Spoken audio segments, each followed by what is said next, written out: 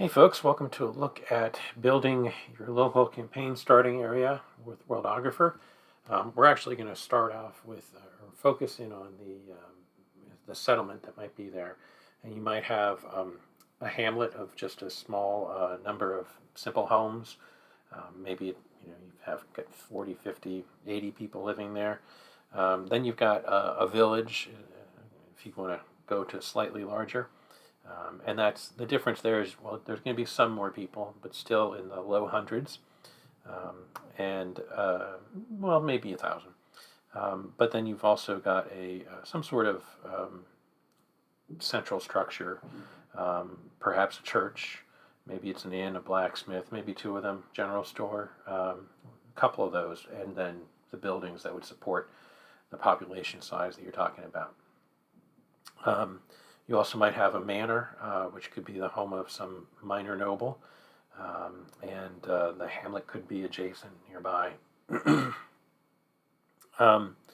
Next up in size, we're going to be going to a town, and so this is enough to support a major industry. You might have a farming village, and then maybe there's a nearby mine too. So you might have half support for two different industries. The community is also capable of supporting several tradesmen like leather workers and specialist smiths and so forth. Then, as you go up in size, you've got a city, and here you've got thousands or even tens of thousands of people there, with several active industries. It might even have some sort of a monument or claim to fame. And then we've also got a possibility of an outpost somewhere in between there. Maybe it's a town size where you've got a few thousand people that are based there, or maybe it's just a few hundred. It could be village size or hamlet size even, where it's an outpost.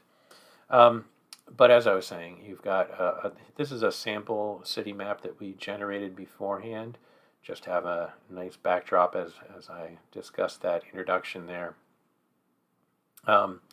We're going to start small. We're going to go to create a hamlet. And to do that, we're going to go up to New City, Town, Village Map. And we're going to do a blank map in our case to start with, so that we have control over everything. When I created the map that was behind here, I just let it do it all in one swoop, just to get something up quick. And then it's all fully editable afterward. But this gives us a little bit more control over, quite a bit more control over things. So we're going to start with a blank map. We're going to make it this just 50 by 30 hexes, because we're going to just be doing a small hamlet. In fact, that might be kind of big. Well, we're going to do, if we do a fishing-centered hamlet, that's probably going to be a pretty good size, because we want to do a coast. So we're going to generate a coast. And the way this is done is these are clock positions, and we can go from 12 o'clock to 5 o'clock, for example, and it just creates that random coastline there for us.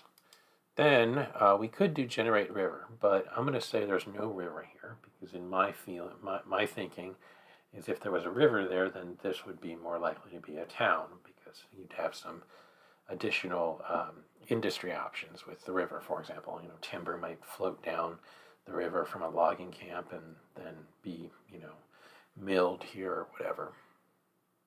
So, but we do need to generate main roads, and Worldographer uses the main roads to center. Where these two main roads cross is where the center of the town will be. And I'm going to go and make this 12 o'clock to 6 o'clock, 4 o'clock to 8 o'clock. Yeah, so it's not quite exactly a plus sign, essentially, but we'll let that happen. And so there. So obviously the roads can't, and there's some randomness to that. So obviously the roads can't cross the ocean. So we've just it gets cut off here. Next step would be, if we had a larger community, we might have a city wall around it. But obviously for a small hamlet, it doesn't make sense unless there was something like it was in ruins and there's only a small number of people, and there was a wall from before. So there's always reasons to put things that might not seem appropriate at first. And in fact, I mean, that's something that you want to consider when you're making your local campaign areas. Bring something fantastic into it. So yeah, having your local campaign area start out as a hamlet, even, but have a city wall around it and have lots of ruins is something that would be really interesting. So it's kind of funny how you can just accidentally stumble across some interesting things to do. But we're going to generate streets, and so this just adds a number of small streets to this, and we're definitely not going to need 150. In fact, 5 might be enough. Let's see what that does. Now, the skip chance percentage only matters if we are going for like an ordered or very ordered layout. We're going to go with a haphazard, something that's not looking organized kind of thing. Hit OK, and it puts a few on there, and that's enough. We don't need to do any more. Generate, place buildings again. So we're going back up to the generate menu for placing our buildings. So definitely not planning for a population of 500. 50, we can always add more to, and everything is movable, and everything, we can hand place things on top of that. Dense buildings is more for cities where you want to pack them in more tightly. Building road distance, this is how far off from a road a building will be placed. Labels, our houses, since we're probably only going to have a couple of houses, we're probably not going to see any labels unless maybe we get a farm. But we hit OK. So we've got those. Now, I actually don't like that placement at all because I want, I just want 2 or 3 buildings over here, and I want, 1 down here and so forth. I could easily move them all around, but I'm just going to undo it because that's nothing like what I want. Do it again. Now this time, I'm going to do 80 because I thought that number of houses wasn't quite enough. Now, behind the scenes, it's kind of randomly adding, 1, 2, 3, 4, 5, maybe even 10 people per building. And so this could get us, 8 buildings. It could get us, close to, it could be 80 if we rolled a 1 every time, for example. But it won't, obviously. So here we go. Again, nothing at all when I want it. So I'm going to undo that again. We're going to do it one more time. Generate place buildings with a group of 80 again. Now we're getting a new random seed, so we'll get different results. All right, so this is not working for me, but as I said, I'm going to prove to you everything is movable easily, so I can take this building and move it over to here.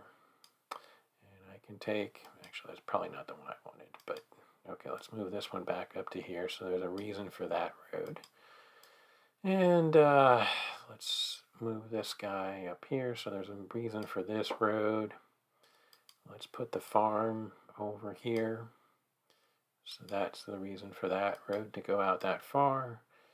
Here's, a house there. And let's make sure that, they've got a friend, so they're not in the middle of nowhere. Let's put these guys over here. Now in this case, the centering is wrong, or the placement is wrong, so we can rotate that as well. These guys here on the corner I'm fine with. I want to have a couple of houses on that corner too, so I'm going to pull a few of these guys off of here. Give him a friend. Let's put one down here. This looks odd like that. This doesn't look quite right there, so let's give this a reason to have this little spur. And, there's my little fishing hamlet. All of these fishermen make their way down to the docks there. We got a farm here as well, just to give some more variety to what they'll grow. We could always, if we wanted to, we can generate again. Say if we decide, well, that's still too few. Let me put in 50 more people, and what does that do? And so it goes ahead and it added several over here, a few more over there. But if I wanted to keep it kind of small hamlet size, Can remove all of them. Vegetation, generate vegetation. We can throw in some deciduous and evergreen trees, and it will find locations for all that. And we could do that again and again if we wanted to. We can also slide these around, just as we did with the buildings. And oh, and the other thing is, like, if I wanted to have a different background color to this, that was on the initial setup screen. Was where we picked that, but I can go into shapes, and this background is just a shape. The overall tan pattern here is just a shape, and so I can say, I want something more like this. Okay, and so that can be my map. And the nice thing also about Worldographer is, well, we've got these notes. Now, all those little squares, those yellow squares that you see on the buildings, are notes. You can turn them off if that gets distracting. But we're going to pull them up, and so I can see for this particular house, who lives here, right? That's kind of cool. So we got just two people there, and we can check this one out as well. So here, two more. Just trying to find a larger group. Okay, so here we've got a group of 4. Just gives you a little bit of background on who all's there, who's living there. And that's all powered. We've got a lot of generators built into Worldographer. There's configure settlement data that will show you the building details, like how many of these buildings, like a medieval barn, will appear if there's at least 250 people in town. And if there's 500 people in town, then it will try to place 2 of them, and so forth. Races, this is driving what's the mix of people that are placed. So you've got control over that. In the Pro version, these are generally things that, if you want to edit these configuration values, this is what the Pro version allows you to do. All right, well, I hope that that's a good talk about Worldographer and building your starting settlement area and the differences between your hamlets, your villages, your towns, your cities. Worldographer, again, if we wanted to generate a larger community, it's really easy. We can uncheck the blank map. We can say, instead of desert floor, if we wanted to start off with that forest floor kind of look to things like what we got here, I can just accept all those other defaults if I want for like a population of 3,000 here. Generate. And it's going through its process. It'll redraw in a moment, but it will show us.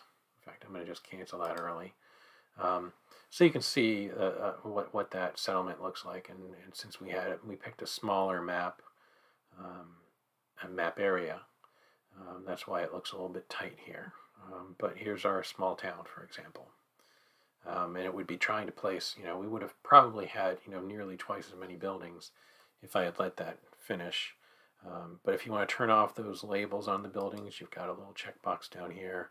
As I said, if you want to turn off this, the yellow squares, but the yellow squares also let you find things easily. So if we want to see where are the taverns in town, you can type in tavern into this filter box, and that helps you to find it, and then we can pull it up.